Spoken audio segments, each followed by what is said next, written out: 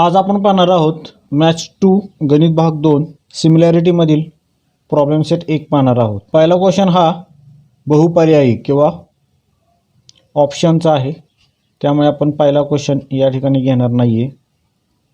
आपण सुरुवात करणार आहोत क्वेश्चन नंबर 2 पासून।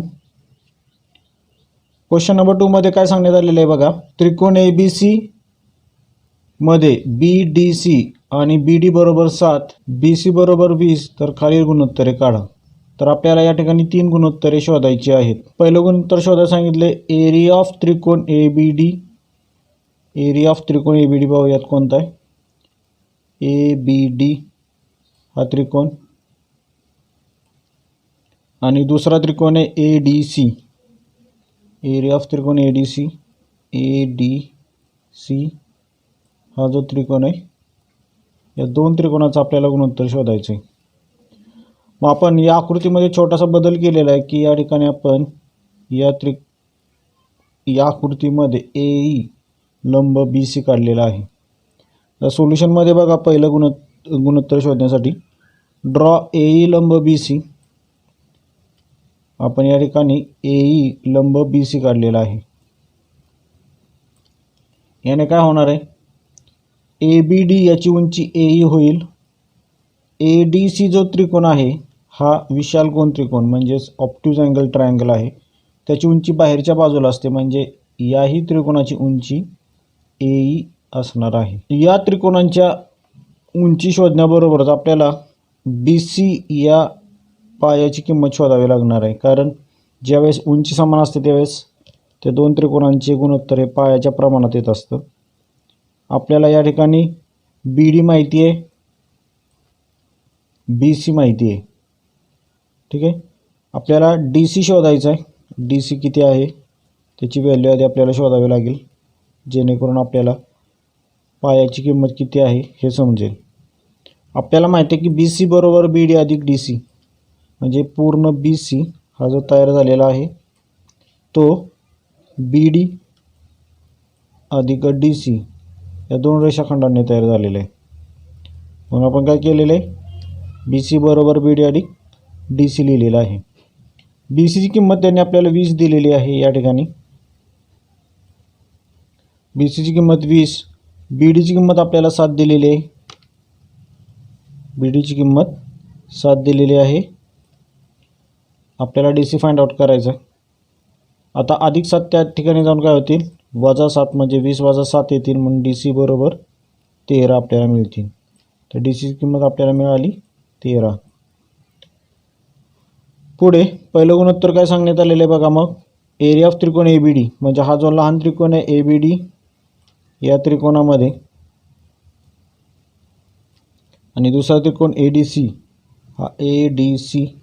हा विशाल कोन त्रिकोण, या दोन त्रिकोणामध्ये उंची समान आहे AE, दोन्ही त्रिकोणाची उंची AE आहे।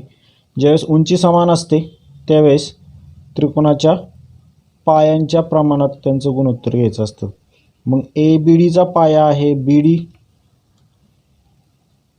आणि ADCचा पाया आहे DC, या दोन पायांच्या प्रमाणात त्यांचं गुणोत्तर येणार आहे। एरिया ऑफ त्रिकोण ABD छेद एरिया ऑफ त्रिकोण ADC बरोबर BD छेद DC। त्याला रिझन काय लिहायचं आहे बघा, ट्रायंगल हॅव्हिंग इक्वल बेस, मराठीमध्ये घ्या समान उंचीचे त्रिकोण। आपल्याला BD ची व्हॅल्यू माहिती आहे 7, DC ची व्हॅल्यू आपण आत्ताच शोधली आहे 13, ती या ठिकाणी पुट करूयात। तर आपल्याला पहिलं गुणोत्तर मिळणार आहे एरिया ऑफ त्रिकोण ABD छेद एरिया ऑफ त्रिकोण ADC बरोबर 7/13। तर अशा रीतीने आपलं पहिलं गुणोत्तर शोधून झालेलं आहे। दुसरं गुणोत्तर आपल्याला देण्यात आलेले एरिया ऑफ त्रिकोण ABD, पुन्हा एरिया ऑफ त्रिकोण ABD आणि दुसरा त्रिकोण आहे एरिया ऑफ त्रिकोण ABC, म्हणजे हा मोठा त्रिकोण आहे बघा, एरिया ऑफ त्रिकोण ABC हा मोठा त्रिकोण। आता ABD आणि ABC या दोन्ही हे दोन्ही त्रिकोण लघुकोन त्रिकोण आहेत, आणि या दोन्ही त्रिकोणाची उंची ही AEच आहे, शिरोबिंदूतून आलेली आहे। ए उंची असल्यामुळे त्या दोन त्रिकोणांचे पाया घ्यावे लागणार आहेत. उंची समान असेल तर त्यांचं गुणोत्तर हे पायाच्या प्रमाणात असतं. आता ए बी डीचा पाया आहे बी डी. ए बी डी या त्रिकोणाचा पाया आहे बी डी आणि मोठा त्रिकोण जो आहे ए बी सी या त्रिकोणाचा पाया आहे बी सी. तर मग आपल्याला त्यांचं गुणोत्तर घेताना बी डी छेद बी सी घ्यावं लागणार आहे. तर पाहूया दुसरं गुणोत्तर. एरिया ऑफ त्रिकोण ए बी डी छेद एरिया ऑफ त्रिकोण A B C, b d छेद बी सी. म्हणजे दोन्ही त्रिकोणाची उंची समान असल्यामुळे आपण त्यांच्या पायाच्या प्रमाणात ते गुणोत्तर घेतलं आहे. त्याला रिझन लिहायचं आहे ट्रायंगल हॅव्हिंग इक्वल हाईट, समान उंचीचे त्रिकोण, हे मराठीमध्ये करून लिहायचं. बी डीची किंमत आहे 7, बी सीची किंमत आहे 20. या दोन्ही संख्यांना कुठल्याही संख्येने भाग जात नाही म्हणून दुसरं गुणोत्तर असणार आहे आपलं 7/20. तिसरं गुणोत्तर आपल्याला शोधायचं आहे एरिया ऑफ त्रिकोण ए डी सी छेद एरिया ऑफ त्रिकोण ए बी सी. आता ए डी सी आणि ए बी सी यांचीही उंची एईच आहे, म्हणजे दोन्ही त्रिकोणांची उंची एई आहे. म्हणजे या आकृतीमध्ये तिन्ही त्रिकोणांची उंची एई आहे, त्यामुळे त्यांचं गुणोत्तर हे पायांच्या प्रमाणात येत आहे.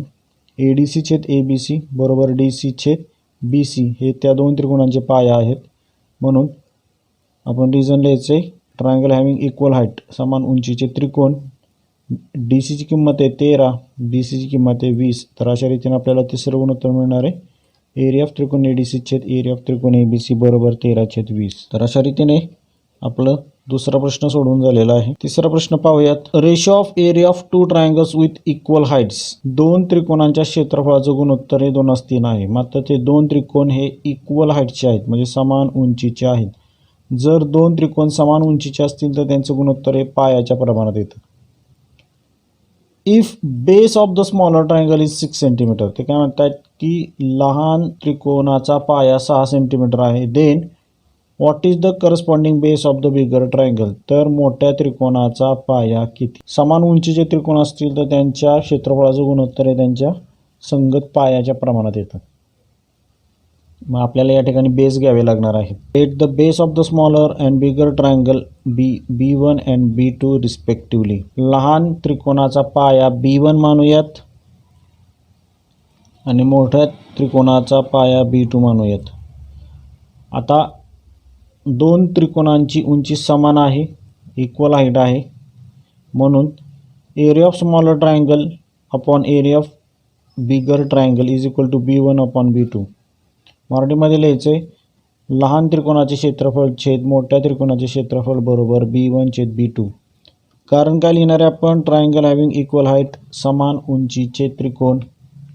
आता एरिया ऑफ स्मॉलर ट्रायंगल आणि एरिया ऑफ बिगर ट्रायंगल यांचं गुणोत्तर दिले आपल्याला 2:3. या ठिकाणी 2:3 देण्यात आलेला आहे, म्हणून 2/3 आपण लिहिलं या ठिकाणी. लहान त्रिकोणाचा पाया 6 सेंटीमीटर दिला आहे, म्हणून लहान त्रिकोणाचा पाया 6 सेंटीमीटर लिहिलेला आहे. आपल्याला मोठ्या त्रिकोणाचा पाया शोधायचा म्हणून B2ची व्हॅल्यू आपण टाकलेली नाही. तिरकस गुणाकार करूया. B2 गुणिले 2 B2 गुणिले 2 बरोबर 6 गुणिले 3 6 गुणिले 3 अशी पुढची स्टेप असणार आहे. आता हे गुणाकार 2 या साईडला जाऊन होतील भागाकार, म्हणजे 6 गुणिले 3/2 येतील. मग आपली पुढची B2 बरोबर 6 गुणिले 3/2. 2ने 6ला भागवूया 2×3=6 आणि गुणाकार करूया 3×3=9. तर आपल्याला B2 म्हणजेच मोठ्या त्रिकोणाचा पाया हा 9 सेंटीमीटर मिळणार आहे. शेवटी वाक्य टाकायचं the corresponding base of the bigger triangle is 9 centimetre. मराठीमध्ये मोठ्या त्रिकोणाचा संगत पाया 9 सेंटीमीटर आहे. तर अशा रीतीने तिसरा क्वेश्चन आपला कंप्लीट झालेला आहे. या 14 क्वेश्चनमध्ये आपल्याला काय देण्यात आलेले आहे. 14 क्वेश्चन पहा. In adjoining figure angle ABC angle DCB is equal to 90 degree. शेजारच्या आकृतीमध्ये कोन ABC म्हणजे हा कोन ABC आणि दुसरा कोन DCB हे दोन्ही कोण 90 अंशाचे आहेत. म्हणजे बघा या ठिकाणी 90 अंशाचा कोन झालेला आहे. याही ठिकाणी 90 अंशाचा कोन झालेला आहे. ओके, ही माहिती आपल्याला दिली आहे. ए बी बरोबर 6, ए बी बरोबर 6, डी सी बरोबर 8. देन फाइंड काय करायचं आपल्याला, एरिया ऑफ त्रिकोण A B C, area of त्रिकोण A B C upon area of त्रिकोण डी सी बी. तर एरिया ऑफ त्रिकोण ए बी सी आणि एरिया ऑफ त्रिकोण डी सी बी यांचं गुणोत्तर शोधायचं. आता आपण जर आकृती नीट ऑब्झर्व केली तर या दोन्ही त्रिकोणाची उंची काय आहे, ए बी. या त्रिकोणाची उंची आहे ए बी आणि दुसऱ्या त्रिकोणाची उंची आहे डी सी. मात्र ते दोघंही एका समान पायावरती स्थित आहेत किंवा या दोन्ही त्रिकोणाचा पाया हा समान आहे. म्हणून जर पाया समान असेल तर गुणोत्तर येतो उंचीच्या प्रमाणात. मग खाली काय लिहिले बघा आपण, एरिया ऑफ त्रिकोण ए बी सी छेद एरिया ऑफ त्रिकोण डी सी बी बरोबर ए बी, म्हणजे एरिया ऑफ त्रिकोण ए बी सीची उंची ए बी आणि डी सी बीची उंची आहे डी सी, म्हणजे उंचीच्या प्रमाणात त्यांचं गुणोत्तर येणार.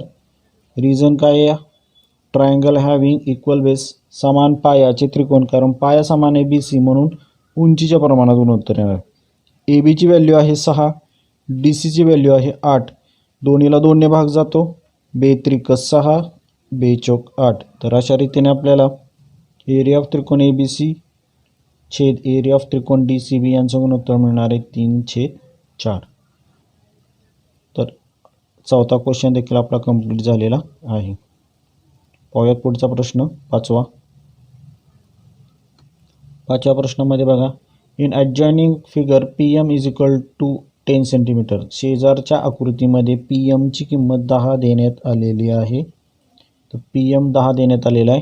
एरिया ऑफ त्रिकोण P Q S, area of त्रिकोण पी क्यू एस म्हणजे हा वरच्या बाजूचा त्रिकोण पी क्यू एस, या पूर्ण त्रिकोणाचा एरिया देण्यात आलेला आपल्याला 100 स्क्वेअर सेंटीमीटर. हे लक्षात ठेवायचं आहे. हा एरिया आहे, बेस किंवा हाईट नाही आहे, तर त्या त्रिकोणाचा एरिया आहे. दुसरं एरिया ऑफ त्रिकोण क्यू आर एस म्हणजे हा खालच्या बाजूचा त्रिकोण क्यू आर एस, या त्रिकोणाचे क्षेत्रफळ 110 सेंटीमीटर देण्यात आलेले या त्रिकोणाचं क्षेत्रफळ आहे. ओके, खालील त्रिकोणाचे क्षेत्रफळ. आता तुम्ही जर नीट आकृती ऑब्झर्व केली तर पी एम ही एक उंची आहे पी क्यू एस या त्रिकोणाची आणि आर एन किंवा एन आर ही उंची आहे क्यू आर एसची. मात्र या दोन्ही त्रिकोणाचा पाया क्यू एस हा सेम आहे किंवा इक्वल आहे, म्हणजे समान पायाचे हे दोन त्रिकोण असतील तर त्यांचे गुणोत्तर हे त्यांच्या उंचीच्या प्रमाणात म्हणजे पी एम छेद एन आर किंवा आर एन असणार आहे. ओके, सो पाहूयात. एरिया ऑफ त्रिकोण पी क्यू एस म्हणजे वरचा त्रिकोण पी क्यू एस छेद एरिया ऑफ त्रिकोण क्यू आर एस खालचा त्रिकोण. पी एम ही वरच्या त्रिकोणाची उंची आणि एन आर ही खालच्या त्रिकोणाची उंची. तर उंचीच्या प्रमाणात का गुणोत्तर आले, तर त्या दोन्ही त्रिकोणाचा पाया समान आहे, म्हणजे क्यू एस हा पाया दोन्ही त्रिकोणाचा समान आहे. म्हणजे या ठिकाणी रिझन लिहायचं आहे, ट्रायंगल हॅव्हिंग इक्वल बेस, समान पायाचे त्रिकोण, मराठीमध्ये कारण लिहायचं.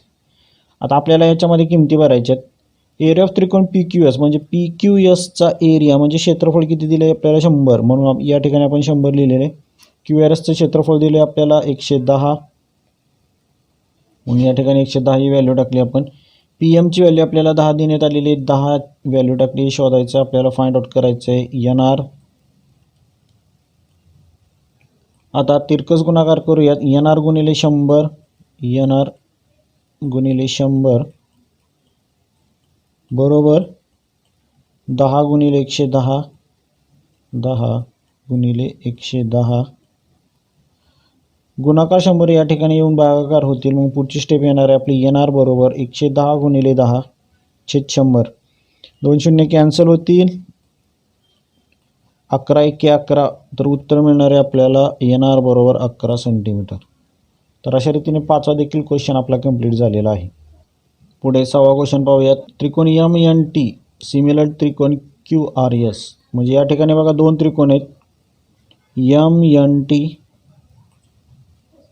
आणि दुसरा त्रिकोण आहे QRS. QRS हा जे दोन त्रिकोण आहेत ते समरूप आहेत. त्याने ऑलरेडी आपल्याला प्रश्न सांगितले हे दोन त्रिकोण समरूप आहेत. Length of the altitude drawn from the point T is 5. पहा या त्रिकोणाची उंची, अल्टिट्यूड म्हणजे उंची ही 5 आहे आणि दुसऱ्या त्रिकोणाची उंची 9 आहे. Find the ratio MNT upon QRS. तर MNT आणि QRS यांच्या क्षेत्रफळाचं गुणोत्तर शोधायचं आहे. आता लक्षात घ्या हे दोन त्रिकोण समरूप आहेत मात्र यांचा पाया किंवा उंची एक समान नाही आहे. MN हा वेगळा पाया आहे आणि QR हा वेगळा पाया आहे. त्यामुळे या ठिकाणी आपल्याला क्षेत्रफळाचे गुणोत्तर उंचीच्या प्रमाणात किंवा पायाच्या प्रमाणात येतं. या प्रॉपर्टी वापरता येणार नाहीत. मग आपल्याला दुसरा ऑप्शन आहे 1.4 मध्ये आपण समरूप त्रिकोणांच्या क्षेत्रफळाचे गुणोत्तर पाहिलं होतं किंवा एरिया ऑफ सिमिलर ट्रायंगल हे थेरम पाहिलं होतं. त्याचा आपल्याला या ठिकाणी यूज करायचं. आता तो यूज करताना आपण काय करतोय बघा. Triangle MNT similar triangle QRS. MNT समरूप त्रिकोण QRS हे आपल्याला ऑलरेडी गिवन दिले पक्ष. म्हणून कोन M कॉन्ग्रंट कोन Q. बघा दोन समरूप त्रिकोण असते तर त्यांचे संगत कोन एकरूप असतात. म्हणजे या ठिकाणचा M कोन आणि या ठिकाणचा Q कोन हे एकमेकांना कॉन्ग्रंट आहेत किंवा एकरूप आहेत. Okay. Corresponding angles of similar triangles. समरूप त्रिकोणाचे संगत कोन हे त्याला कारण लिहायचं.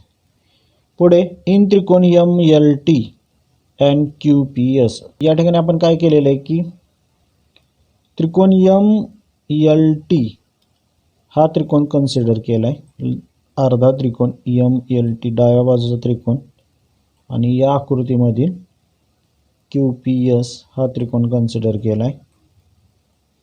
आता हे दोन त्रिकोण आपण कॉन्ग्रंट दाखवण्याचा प्रयत्न केला आहे. म्हणजे बघा angle M congruent angle Q हे 1 वरून 1 मध्ये आपण ऑलरेडी प्रूफ केलं होतं. या त्रिकोणामधला M कोन आणि या त्रिकोणामधला Q कोन हे एकरूप आहेत फ्रॉम 1 हे त्याचं रिझन आहे. नंतर कोन MLT हा MLT या बाजूचा कोन कॉन्ग्रंट QPS या बाजूचा कोन हे दोन्ही 90 अंशाचे कोन आहेत. Each angle major 90 degree. दोन्ही कोन 90 अंशाचे आहेत. त्याच्यामुळे आपल्याला या दोन त्रिकोणामध्ये दोन कोन कॉन्ग्रंट सापडले. म्हणजे आपली टेस्ट लागू होणार आहे AA टेस्ट म्हणजे कोको कसोटी. कोको कसोटीनुसार हे दोन त्रिकोण समरूप झाले. कोणते MLT आणि QPS म्हणजे डाव्या बाजूचे हे जे दोन त्रिकोण आहेत ते काय झाले कॉन्ग्रंट झाले. आता दोन त्रिकोण कॉन्ग्रंट झाले की त्यांच्या बाजू प्रमाणात येतात. म्हणून MT छेद QS आणि TL छेद SP या बाजू आपण प्रमाणात लिहिलेल्या आहेत. MTला कोणती बाजू QS आणि TLला म्हणजे उलट बाजू घेतली त्यांनी या ठिकाणी. TLला काय असणार आहे SP या दोन बाजू प्रमाणात असणार आहे. आता त्याच्यामध्ये आपण किमती भरूयात. आपल्याला MT फाइंड आउट करायचे. MT छेद QS बरोबर TLची किंमत माहिती आहे आपल्याला 5 आणि SPची किंमत आहे 9. तर ही आपल्याला आकृतीत ऑलरेडी दिली आहे. आता MT आणि QS ह्या ज्या दोन बाजू आहेत त्या मोठ्या त्रिकोणाच्या पण बाजू आहेत. बघा MNT या त्रिकोणाची बाजू आहे MT आणि QRS या त्रिकोणाची बाजू आहे QS. ठीक आहे. आता दोन त्रिकोण समरूप असल्यामुळे दोन त्रिकोणाच्या समरूप संगत ज्या बाजू आहेत त्यांच्या वर्गाच्या प्रमाणात त्यांचं गुणोत्तर येतं. एरिया ऑफ त्रिकोण MNT बरोबर एरिया ऑफ त्रिकोण MNT छेद एरिया ऑफ त्रिकोण QRS बरोबर MT वर्ग छेद QS वर्ग. आता MT म्हणजेच 5 आणि QS म्हणजेच 9. MT छेद QS यांचा काय केला वर्ग केलेला आहे. MT 5 QS 9 यांचे वर्ग करूयात. 5चा वर्ग 25 9चा वर्ग 81. तर अशा रीतीने आपल्याला दोन्ही त्रिकोणाचं गुणोत्तर मिळणार आहे 25/81. ओके. सो 6वा क्वेश्चन देखील आपला कंप्लीट झालेला आहे. पाहूयात 7वा प्रश्न आपल्याला काय देण्यात आलेला आहे. इन ॲडजॉइनिंग फिगर म्हणजे शेजारच्या आकृतीमध्ये ए डी सी म्हणजे दरम्यानता आहे, ए डी सी हे एकाच रेषेवरले बिंदू आहे. आणि बी ई सी हे देखील एकाच रेषेवरील बिंदू आहेत. सेगमेंट डी ई म्हणजे हा segment d e parallel side a b कोणत्या बाजूला समांतर आहे, ए बीला समांतर आहे. बघा त्रिकोणामध्ये एक रेषाखंड त्रिकोणाच्या दुसऱ्या बाजूला जर समांतर असेल तर त्या ठिकाणी आपण BPT थेरम वापरतो, हे लक्षात ठेवा. म्हणजे प्रमाणाचे मूलभूत प्रमेय आपण वापरू शकतो. ओके, आता या ठिकाणी काय केलेले बघा, त्यांनी कशाच्या किमती दिलेल्या आहेत. इफ AD बरोबर 5, AD बरोबर 5, BC बरोबर 6.4. आता लक्षात घ्या, त्यांनी BCची पूर्ण किंमत दिली आहे 6.4 आणि DC दिले आहे 3. DC आपल्याला 3 दिलेला आहे. नीट बघा, या त्रिकोणामध्ये त्यांनी फक्त 3 किमती दिलेल्या आहेत, AD, DC आणि पूर्ण BC दिलेलं आहे. आपल्याला BPT केव्हा वापरता येणार आहे, ज्यावेळेस चारही रेषाखंडांची किंमत माहिती असेल तर. आपल्याला या ठिकाणी या 2 रेषाखंडांची एक्झॅक्ट किंमत किती आहे माहिती नाही आहे, म्हणून आपण काय केलेलं आहे, BEला x कन्सिडर केलं आहे. मग हा EC काय असणार आहे बघा, आता EC 6.4 वजा x असणार आहे. तो कसा आलेला आहे बघा, 6.4 या ठिकाणी आपण डायरेक्ट घेतला आहे, पण तो कसा आला आहे तो बघा. आपल्याला माहिती आहे की पूर्ण BC जो बनणार आहे, हा जो पूर्ण BC जो बनणार आहे तो कोणाच्या बेरजेतून बनणार आहे, BC बरोबर BE आणि EC या दोघांची बेरीज जर केली तर पूर्ण BC बनणार आहे. ओके, BCची किंमत किती देण्यात आली आहे आपल्याला, 6.4 दिली आहे. आपण काय केलं आहे, BEला x मानला आहे, म्हणून या ठिकाणी आपण x कन्सिडर त्याची व्हॅल्यू पुट करूयात BEची, आणि आपल्याला शोधायचं आहे EC किती येतो आहे म्हणून. ओके, आता हा अधिक x या ठिकाणी जाऊन काय होणार आहे, वजा होणार आहे. म्हणजेच थोडक्यात काय राहणार आहे बघा, EC बरोबर 6.4 वजा x ही किंमत आपल्याला ECची मिळणार आहे. म्हणून आपण या ठिकाणी बघा ECची किंमत 6.4 वजा x घेतलेली आहे. आता प्रत्येक वेळी या किमती फाइंड आउट केल्याच पाहिजेत असं काय नाही. ज्यांना ओरली जमणार आहेत की 6.4 वजा x ही किंमत ECची आहे, त्यांनी डायरेक्ट किंमत इथं पुट केली तरी चालेल. ज्यांना माहिती नाही आहे त्यांनी या स्टेप एक्स्ट्रा काय करायच्यात, वाढवायच्या आहेत. ओके, पुढे आपण त्या किमती पुट करूयात. बघा, इन त्रिकोण ABC मध्ये segment DE parallel side AB, रेख DE कोणाला समांतर आहे, ABला, बाजू ABला समांतर आहे. म्हणजे ज्यावेळेस ही कंडिशन असते की त्रिकोणामध्ये एक रेख दुसऱ्या बाजूला समांतर असतो, त्यावेळेस त्या ठिकाणी आपण BPT यूज करतो, म्हणजे प्रमाणाचं मूलभूत प्रमेय यूज करतो. आपल्याला हे जे समांतर आहे हे ऑलरेडी गिवन दिलेलं आहे किंवा प्रश्नातच दिलेलं आहे. आता प्रमाणाचं मूलभूत प्रमेय यूज करताना आपण ज्या बाजूला एक शिरोबिंदू शिल्लक आहे त्या बाजूपासून सुरुवात करतो. म्हणजे बघा, C हा एक शिरोबिंदू शिल्लक राहिलेला आहे, त्यापासून आपण गुणोत्तर घ्यायला सुरुवात करणार आहे. मग पहिलं गुणोत्तर घेऊयात आपण CD. या ठिकाणी DC लिहिले म्हणजेच तो CDचा आहे, छेद DA किंवा AD. या ठिकाणी AD लिहिलेलं आहे, उलट नाव लिहिलेलं आहे, मात्र गुणोत्तर तेच आहे. तुम्हाला सोपं जाण्यासाठी तुम्ही नावं बदलू शकता, CD छेद DA लिहू शकता. बरोबर, या ठिकाणी सुरुवात करू पुन्हा C पासून, CE छेद EB किंवा BE म्हणू शकतो आपण त्याला, पण आपल्याला जरा सोपं जाण्यासाठी आपण काय करूयात, EB लिहूयात. आता याच्यात किमती जर भरल्या तर CDची किंमत काय येणार आहे, 3. DAची किंमत किती येणार आहे, 5. सी ई किंवा ई सीची किंमत काय आहे बघा या ठिकाणी 6.4 वजा एक्स 6.4 वजा एक्स आणि ई बी किंवा बी ई आपण एक्स मांडलेला आहे. तिरकस गुणाकार करूया. 3 गुणिले एक्स म्हणजे 3x येतील बरोबर तिरकस गुणाकार करूया 3 आणि एक्सचा तर 3x येतील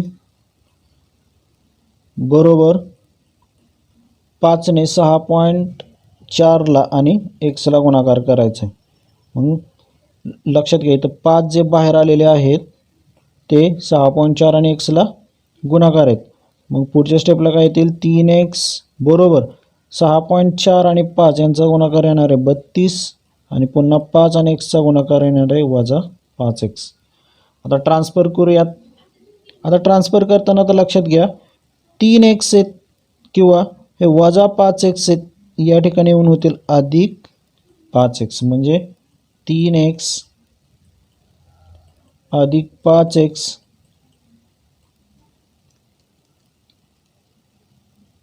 3x अधिक 5x मिळून होतील 8x बरोबर 32 हे तसेच राहतील. ओके 8x बरोबर 32 येतील. गुणाकार 8 त्या ठिकाणी जाऊन भागाकार होतील मग 32/8 बरोबर 4 8 चौक 32 तर बीची किंमत आपल्याला मिळणार आहे 4 युनिट्स किंवा 4.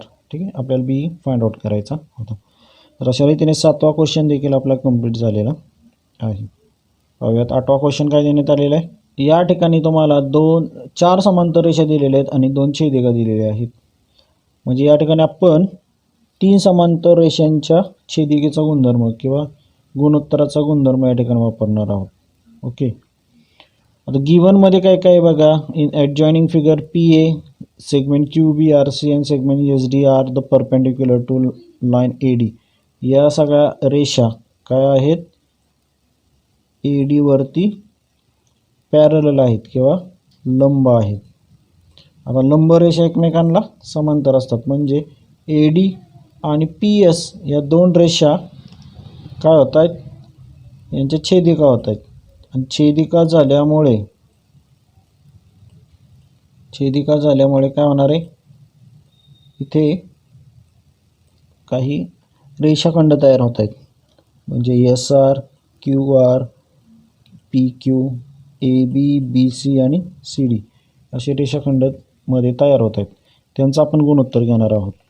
आता किमती काय दिलेल्या आहेत आपल्याला बघा गिव्हनमध्ये ए बी बरोबर 60 ए बी बरोबर 60 बी सी बरोबर 70 आणि सी डी बरोबर 80. ए बी बरोबर 60 दिलेला आहे बी सी 70 आहे आणि सी डी 80 देण्यात आलेला आहे. ओके आता या रेषाखंडांच्या प्रमाणात त्यांचं हे रेषाखंडांचं गुणोत्तर असणार आहे म्हणजे ए बीच्या प्रमाणात पी क्यू असणार आहे बी सीच्या प्रमाणात क्यू आर असणार आहे आणि सी डीच्या प्रमाणात आर एस असणार. हे 3 समांतर रेषांच्या गुणधर्मानुसार किंवा प्रॉपर्टी ऑफ 3 पॅरलल लाईन्स आपण या ठिकाणी वापरणार आहोत. आता पूर्ण पी एस 280 देण्यात आलेला आहे. पूर्ण हा जो पी एस आहे या बाजूचा तो किती दिला आपल्याला 280 म्हणजे आपल्याला 280 मध्ये या 3 रेषाखंडांचं प्रमाण किती किंवा किंमत किती येते हे फाइंड आउट करायची. आता बघा नाव A D is equal to A B plus B C plus C D. आता या ठिकाणी बघा पूर्ण आपण जर ए डी फाइंड आउट केला ज्या पद्धतीने या बाजूचा आपल्याला पूर्ण पी एस माहिती आहे त्याच पद्धतीने आपल्याला पूर्ण ए डी माहिती करून घेणं आवश्यक आहे. 60 70 आणि 80 यांची बेरीज किती येणार आहे 210. ओके मग आपण काय करणार आहे by intercept theorem we have छेदिकेच्या प्रमेयानुसार किंवा 3 समांतर रेषांच्या प्रमेयानुसार किंवा प्रॉपर्टीनुसार काय लिहिणार आहे बघा पी क्यूला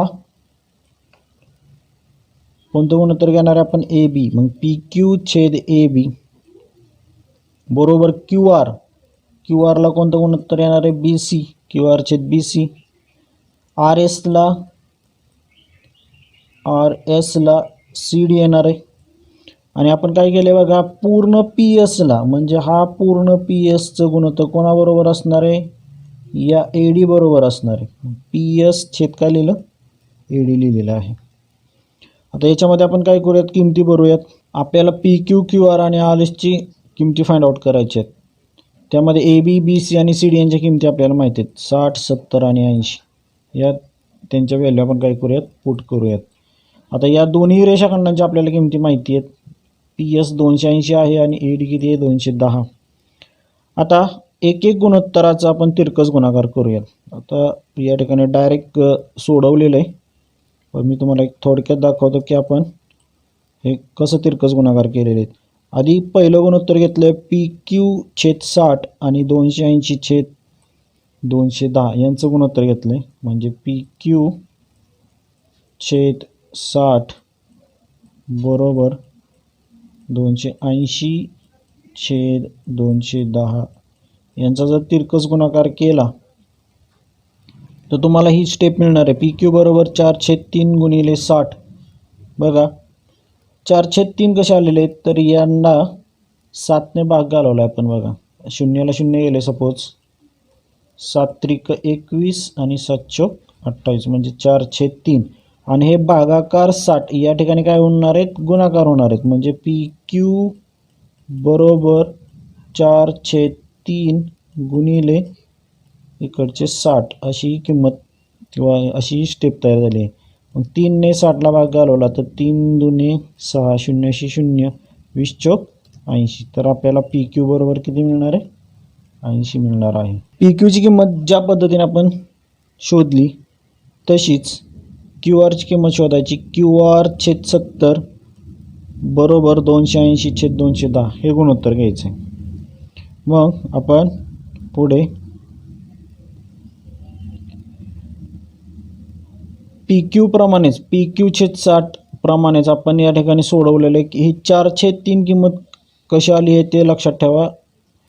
280ला आणि 210ला आपण 7ने भागाकार केलेला आहे. शून्याला शून्य कॅन्सल केल्यानंतर 7 चौक 28 आणि 7 त्रिक 21 म्हणजे 4/3 ही किंमत आलेली आहे.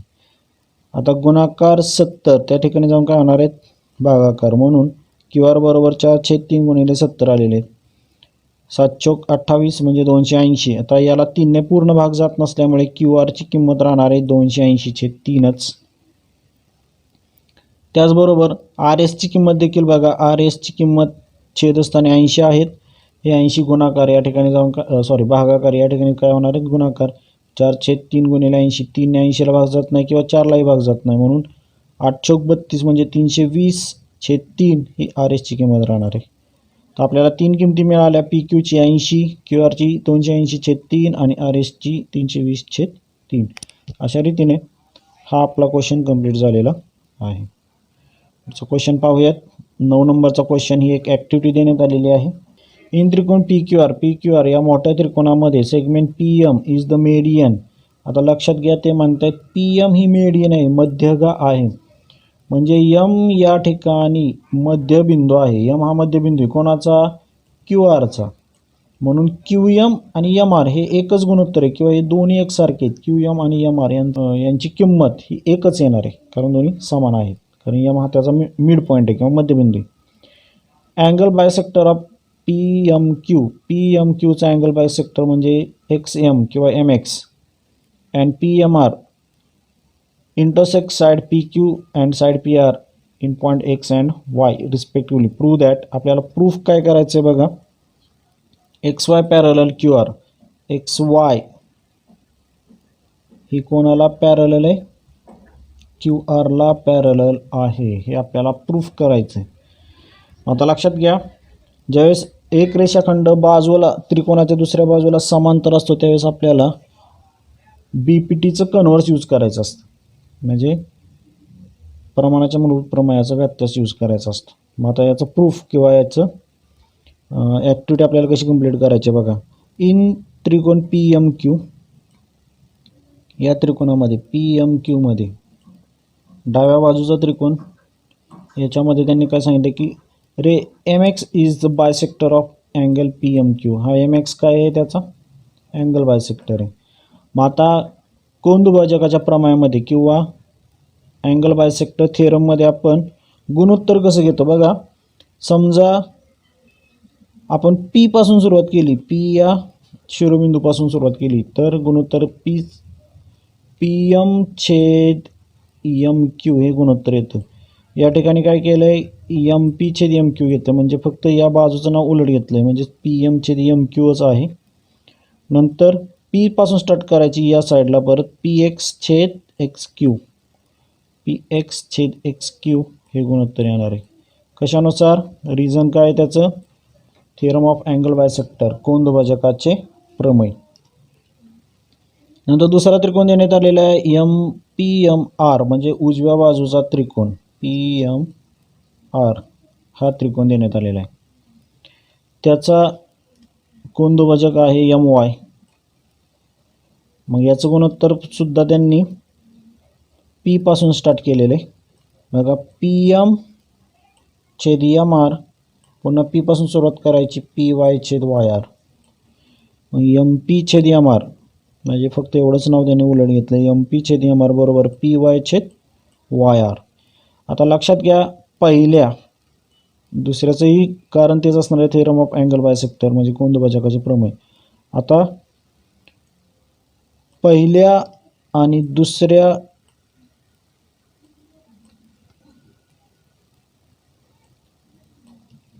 दुसऱ्या विधानावरून आपल्याला हे समजलं आहे की त्याची डावी बाजू एकसारखी आलेली. बघा, एम पी छेद एम आर, एम पी छेद एम क्यू, एम पी छेद एम क्यू आणि एम पी छेद एम आर. आता वरचे एकसारखे आलेले आहेत, एम पी आलेले आहेत, छेद अंश एकसारखा आलेला एम पी. मात्र एम क्यू आणि एम आर हे एकसारखे आहेत. इकडं बघा, एम हा मध्यबिंदू आहे, एम क्यू आणि एम आर यांचा मध्यबिंदू असल्यामुळे एम क्यू आणि एम आर हे एकच आहेत. बट एम पी छेद m q is equal to m p छेद एम आर, हे पुढची स्टेप आपली तयार होणार आहे. M is the mid point of the q r, hence m q is equal to m r, म्हणजे एम हा मध्यबिंदू असल्यामुळे एम क्यू बरोबर एम आर. म्हणून पी एक्स छेद एक्स क्यू आणि पी वाय छेद वाय आर, म्हणजे डावी बाजू समान झाली, म्हणून उजवी बाजू देखील काय झाली, समान झाली. म्हणजे पी एक्स छेद एक्स क्यू आणि पी वाय छेद वाय आर. आता बघा गुणोत्तर काय तयार झालं, बघा, पी एक्स छेद एक्स वाय आणि पी वाय छेद वाय आर हे गुणोत्तर तयार झालं. मग ज्यावेळेस हे गुणोत्तर तयार होतं त्यावेळेस त्यांना छेदून गेलेली ही रेषा पुढच्या समोरील बाजूला समांतर असते, म्हणून x y parallel q r हे प्रूफ होणार. Converse of basic proportionality theorem, प्रमाणाच्या मूलभूत प्रमेयाचा व्यत्यास. सो अशा रीतीने आपला 9 नंबरचा क्वेश्चन देखील कंप्लीट होणार आहे. पाहूयात 10वा question. In adjoining figure bisect of angle B and angle C of triangle A B C intersect. आता बघा, बी आणि सी या दोन कोणांचे दुभाजक हे एक्स या ठिकाणी येऊन मिळतात, एकमेकांना एक्स या ठिकाणी येऊन मिळतात. Line A X intersect side B C in point Y, ही जी ए आहे ती वाय पर्यंत वाढवलेली आहे त्यांनी. A B is equal to 5, A B जर 5 असतील, ए सी बरोबर 4 असेल, ए सी बरोबर 4 असेल, बी सी बरोबर 6 असेल, बी सी बरोबर 6 असेल, तर त्यांनी फाइंड आउट करायला सांगितलं ए एक्स छेद एक्स वाय हे फाइंड आउट करावं लागले. आता या ठिकाणी कोनदुभाजक दिलेले आहेत म्हणून आपण कोनदुभाजकाचं प्रमेय वापरणार आहे. मात्र कोनदुभाजकाचं प्रमेय वापरताना ते आपल्याला इथपर्यंतच वापरता येतंय. ए बी छेद बी वाय, म्हणजे आपल्याला बी वायची किंमत माहिती असणे आवश्यक आहे. ए एक्स छेद एक्स वाय आपण घेणार. नंतर ए सी छेद सी वाय आणि नंतर मग ए एक्स छेद एक्स वाय ही किंमत घेणार. म्हणजे आपल्याला या ठिकाणी दोन किमती माहिती करून घेणे आवश्यक आहे, बी वाय आणि सी वाय. तर पाठीमागील एका गणितामध्ये आपण जसं एक्स कन्सिडर केलं होतं त्याच पद्धतीने आपण एक्स कन्सिडर करणार आहोत. समजा बी वायला आपण एक्स कन्सिडर केलं आणि ही पूर्ण बी सीची किंमत किती आहे, 6. मग वाय सी वाय किती येणार आहे, 6 वजा एक्स येणार आहे. ओके, आणि मग त्या व्हॅल्यू आपण याच्यामध्ये पुट करणार आहोत. ठीक आहे. आता बघा, let the value of b y b x, समजा बी वायची किंमत एक्स म्हणून पूर्ण बी सी तयार कसा होतोय, बी सी बरोबर बी वाय अधिक वाय सी, बी वाय आणि वाय सी या दोन्हींची बेरीज करून बी सी तयार होते. किंमत भरली 6, बी वायची किंमत एक्स, वाय सीची किंमत किती 6. तर आपल्याला काय मिळणार आहे, वाय सी हा 6 वजा एक्स मिळणार आहे, म्हणजे वाय सी 6 वजा एक्स ही किंमत आपल्याला मिळणार आहे. आता इन त्रिकोण बी ए वाय म्हणजे मोठ्या डाव्या त्रिकोणामध्ये, डाव्या बाजूच्या त्रिकोणामध्ये बी ए वायमध्ये हा काय आहे त्याचा कोनदुभाजक आहे. कोनदुभाजकाचं प्रमेय आपण कसं यूज करणार आहे बघा, ए बी म्हणजे या बाजूने सुरुवात करायची आहे ए बी छेद बी वाय आणि पुन्हा एपासून सुरुवात करायची ए एक्स छेद एक्स वाय. एपासून सुरुवात केली की एच्या बाजूने गुणोत्तर घेत जायचे कोनदुभाजकाच्या प्रमेयामध्ये. ए बी छेद बी वाय आणि ए एक्स छेद एक्स वाय. ए बीची किंमत आहे 5, बी वाय आपण एक्स मानलेला आहे, याच्या किमती आपल्याला फाइंड आउट करायचे, त्यामुळे हे तसेच राहतील. क्रमांक 1. त्याचबरोबर दुसऱ्या त्रिकोणामध्ये, कोणत्या, सी ए वाय या त्रिकोणामध्ये सुद्धा सी एक्स हा काय त्याचा कोनदुभाजक आहे. कोनदुभाजकाचं प्रमेय वापरता आपण पुन्हा ए पासून सुरुवात करूयात, ए सी छेद सी वाय बघा, ए सी छेद सी वाय आणि पुन्हा या ठिकाणी ए एक्स छेद एक्स वाय. किंमत भरूयात, ए सीची किंमत 4 आहे आणि याची किंमत आहे वाय सीची किंमत आहे 6 वजा एक्स. दुसरं रिझन येणार आहे, हे 2 आकडा टाका. तर अशा रीतीने आपल्याला 2 गुणोत्तरे मिळाली. आता दोन्ही गुणोत्तरांची उजवी बाजू समान आहे, या ठिकाणी चेक करा, ए एक्स छेद एक्स वाय, ए एक्स छेद एक्स वाय डाव्या बाजू उजवी बाजू समान आहे, तर यांची डाव्या बाजू पण काय येणार आहे, समान येणार आहे. म्हणून पुढच्या स्टेपला 4 छेद 6 वजा एक्स बरोबर 5 छेद एक्स. हे फ्रॉम 1 and 2, ॲक्च्युली इथं 2 पाहिजे, फ्रॉम 1 and 2, 1 व 2 वरून. तिरकस गुणाकार करूयात, 4 गुणिले एक्स म्हणजे 4x येतील आणि 6 वजा एक्सला गुणाकार 5 होतील, म्हणजे 6 पंचे 30 आणि 5 गुणिले एक्स म्हणजे वजा 5x. पुन्हा वजा 5x या ठिकाणी येऊन काय होतील, अधिक 5x. 4x अधिक 5x मिळून किती होतील, 9x बरोबर 30. एक्सची किंमत काय येणार आहे बघा, एक्स बरोबर 30/9. पुन्हा भाग घालवला, या दोन्ही संख्याला 3ने भाग जातोय, 3 10 30 आणि 3 त्रिक 9, 3 10 30, 3 त्रिक 9 म्हणून 10/3 ही एक्सची किंमत मिळाली आपल्याला. पण आपल्याला फाइंड आउट करायचा एक्स छेद वाय ही किंमत आली ती आपली, आता ए एक्स छेद एक्स वाय हा शोधण्यासाठी आपण इक्वेशन 1 मध्ये किमती टाकलेल्या आहेत. आता इक्वेशन 1 काय आहे बघूयात. आपलं इक्वेशन 1 काय होतं, 5/x बरोबर ए एक्स छेद एक्स वाय. या ठिकाणी आपण फक्त एक्सची किंमत पुट आउट केली आहे. एक्सची किंमत काय मिळाली आपल्याला बघा, एक्सची किंमत आपल्याला मिळाली आहे 10/, एक्सची किंमत मिळाली 10/3. ओके, सो ए एक्स छेद एक्स वाय बरोबर 5 आणि एक्सची किंमत आपण 10/3 टाकली. हे छेदस्थानचे 3 वरती उलट गुणाकार होतात, म्हणजे 5 त्रिक 15 होतात, म्हणून 5 गुणिले 3/10. आता 5ने 10ला भाग जातोय, 5 दुने 10 म्हणजे वरती 3/2. मग आपल्याला गुणोत्तर मिळणार ए एक्स छेद एक्स वाय 3/2. तर अशा रीतीने आपला 10 कंप्लीट झालेला आहे. प्रश्न क्रमांक 11.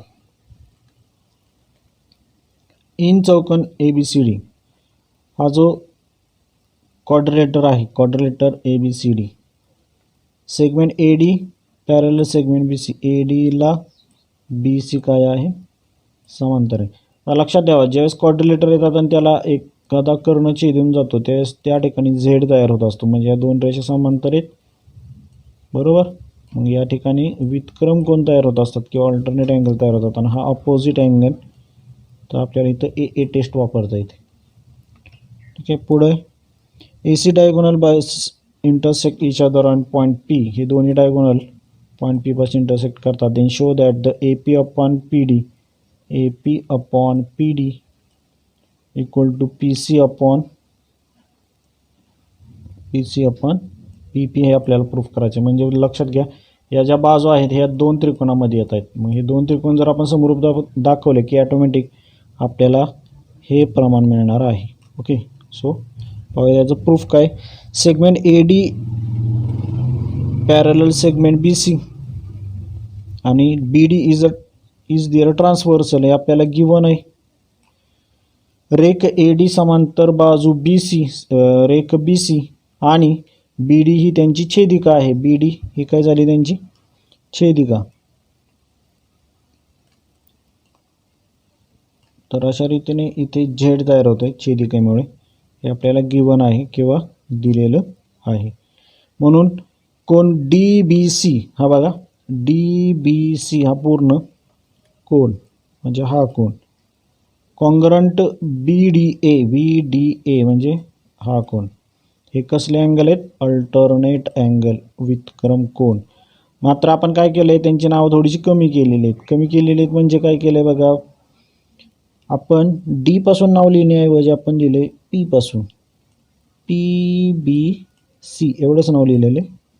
आणि दुसऱ्या त्रिकोणाचं नाव लिहिलं आहे आपण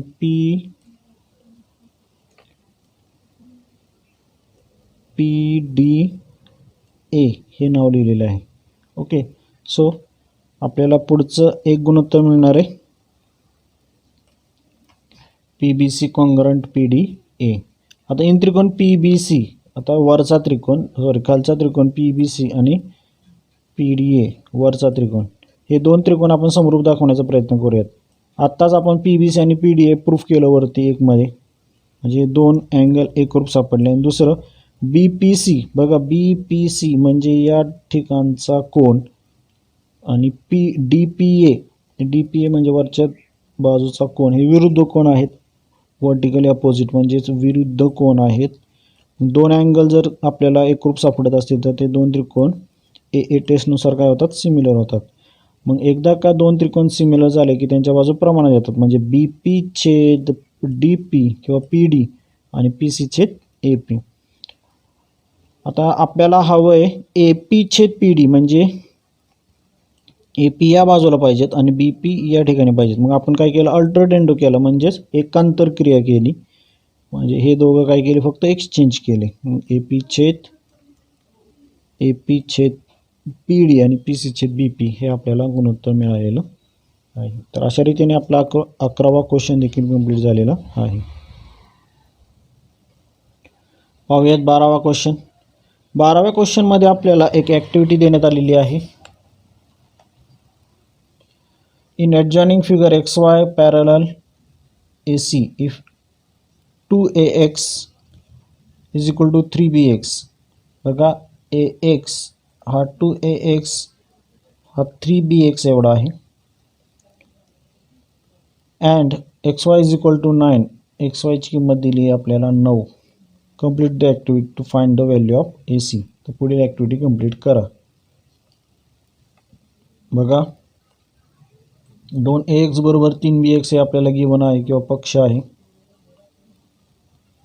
ट्रान्सफर करूयात. हा गुणाकार BX या ठिकाणी भागाकार होईल आणि इकडचे गुणाकार 2 या ठिकाणी जाऊन काय होते, भागाकार होतील. म्हणून आपल्याला पुढील गुणोत्तर काय मिळणार आहे, AX छेद BX बरोबर 3/2. नंतर आपण काय केलं, कंपोनेंडो केलं. म्हणजे कंपोनेंडो करणे म्हणजे योग क्रिया करणे. योग क्रिया करताना छेदस्थानचा अंक वरती जाऊन अंशाला प्लस होतो किंवा त्यात ॲड होतो. हे 2 3 मध्ये जाऊन काय होते, ॲड होतील. मग AX छेद BX बरोबर 3 + 2/2. आता आपण कंपोनेंडो किंवा योग क्रिया काय केली, तर आपल्याला AB शोधायचा होता. आपल्याला AB माहिती नव्हतं किती आहे. आता AB शोधताना बघा काय केलं आपण, AX + BX. बघा, AX + BX यांची पूर्ण बेरीज काय होणार आहे, AB होणार आहे. म्हणजे यातला x कट होणार आणि राहतात काय फक्त AB. ABचं माप किती येणार आहे, AB छेद BX बरोबर 5/2. म्हणजे पूर्ण AB आपल्याला मिळाला 5. आणि BX मिळाला आपल्याला 2. नंतर इन त्रिकोण BCA आणि BYX, BCA म्हणजे मोठा त्रिकोण हा आणि BYX हा लहान त्रिकोण, हे दोन त्रिकोण आपण समरूप दाखवलेले आहेत. समरूप कसे दाखवायचे आहेत बघा. XY ला समांतर रेषा काय या AC, त्याच्यामुळे यांचे करस्पॉन्डिंग अँगल तयार होतात. बघा या ठिकाणी करस्पॉन्डिंग अँगल तयार झालेत. हा करस्पॉन्डिंग अँगल आहे याला आणि याला करस्पॉन्डिंग अँगल आहे हा, म्हणजे संगत कोन तयार होतात. तर या ठिकाणी कारण लिहायचे संगत कोन किंवा corresponding angle. BCA congruent BYX, BAC congruent BXY. तर असे कॉन्ग्रुएंट अँगल आपल्याला मिळतील. आता दोन कॉन्ग्रुएंट अँगल मिळाले की ते दोन त्रिकोण काय होतात, समरूप होतात AA टेस्टनुसार. म्हणून हे दोन त्रिकोण AA टेस्टनुसार काय झाले, सिमिलर झाले. आता एकदा का त्रिकोण सिमिलर झाले की त्यांच्या बाजू प्रमाणात येतात. मग BA/BX AC/XY, BA ची किंमत आहे 5/2, वरती आपण फाइंड आउट केली आहे BA/BX 5/2 आणि AC ची फाइंड आउट करायची. XY आपल्याला दिला आहे 9. तिरकस गुणाकार करूयात. 5 × 9/2 येतील. 5 × 9 = 45 आणि 45च्या निम्मे किंवा 45ला 2 ने भागाकार केला तर 22.5 हे आपल्याला AC ची किंमत मिळणार आहे. पुढे आपल्याला 13वा क्वेश्चन करायचं आहे. 13वा क्वेश्चन थोडा लेंदी आहे किंवा मोठा क्वेश्चन आहे. In the adjoining figure the vertices of square DEFG, बघा DEFG हा जो स्क्वेअर आहे चौरस, are on the side of the ABC if angle A 90 degree, A हा 90 अंशाचा कोन आहे. then prove that DE square is equal to BD into EC. तर आपल्याला प्रूफ काय करायचे, DE चा वर्ग बरोबर BD गुणिले EC हे आपल्याला प्रूफ करायचे. ओके. आता त्यांनी हिंट दिली आहे, शो दॅट द GBD हा जो GBD त्रिकोण आहे कोणाला सिमिलर दाखवायचा आहे, CFE ला. या त्रिकोणाला काय दाखवायचा आहे, तो सिमिलर दाखवायचा आहे. तर आपल्याला ते प्रूफ करता येणार आहे. मग आता क्वाड्रेटर DEFG इज अ स्क्वेअर, चौकोन DEFG हा चौरस आहे, हे गिवन आहे. आता आपल्याला चौरसाच्या सगळ्या प्रॉपर्टी माहिती आहेत की चौरसाच्या समोरासमोरील बाजू समांतर असतात. म्हणजे GF समांतर कोणाला असणार आहे, DE ला.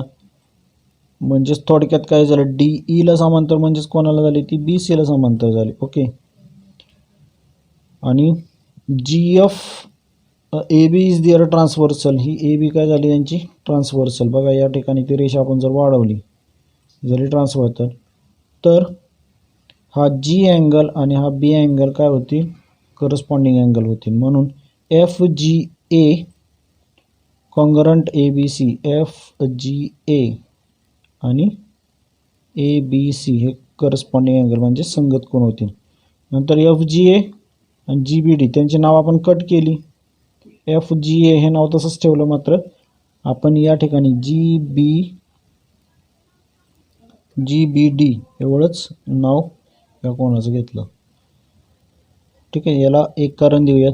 नंतर त्याचप्रमाणे दुसरं प्रूफ आपण मिळवतोय GFA CFE, इथं देखील करस्पॉन्डिंग अँगलची प्रॉपर्टी तयार होते. बघा या ठिकाणी F आणि C हे देखील दोन करस्पॉन्डिंग अँगल तयार होते, कारण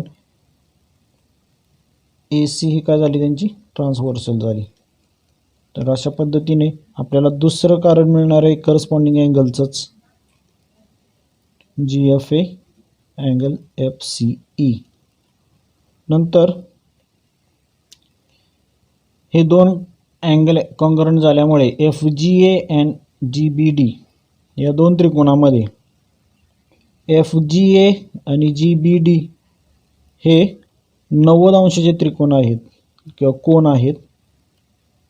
हे दोन 90 अंशाचे कोन आहेत, हे आपल्याला ऑलरेडी दिलेलं आहे आकृतीमध्ये. नंतर FGA आणि GBD आपण 1 वरून घेतलेलं आहे, 1 आणि 2 वरून. ओके.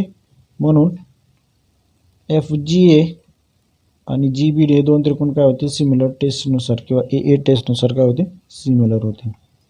एफ जी आणि एफ सी हे देखील जी बी डी आणि एफ सी ए हे देखील काय होतील ए टेस्टनुसार सिमिलर होतील. म्हणजे जी बी डी आणि एफ सी ए थोडक्यात काय होतील बघा, लक्षात ठेवा. जी बी डी आणि सी एफ ई हे दोन त्रिकोण एकमेकांना एकरूप होतील, कारण एफ जी ए आणि एफ जी ए ही डावी बाजू काय झाली त्यांची कॉन्ग्रंट झाली. सो हे दोन त्रिकोण काय झाले कॉन्ग्रंट मिळाले. आता दोन समरूप त्रिकोण झाले की त्यांच्या बाजू प्रमाणात येतात, म्हणून डी जी छेद ई सी बी डी छेद एफ ई, डी जी गुणिले एफ ई बरोबर बी डी गुणिले e c. But d g is equal to f e is equal to d, कारण या सगळ्या कोणाच्या बाजू आहेत चौरसाच्या किंवा स्क्वेअरच्या साईड आहेत. आता डी ई गुणिले डी ई बरोबर बी डी गुणिले ई सी, म्हणजे आपण या ठिकाणी नावं चेंज केली. डी जी म्हणजेच डी ई आणि एफ ई म्हणजेच डी ई हे नाव आपण चेंज केलं.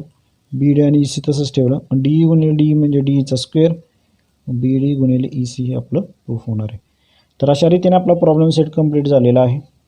आजच्या व्हिडिओमध्ये एवढंच. धन्यवाद.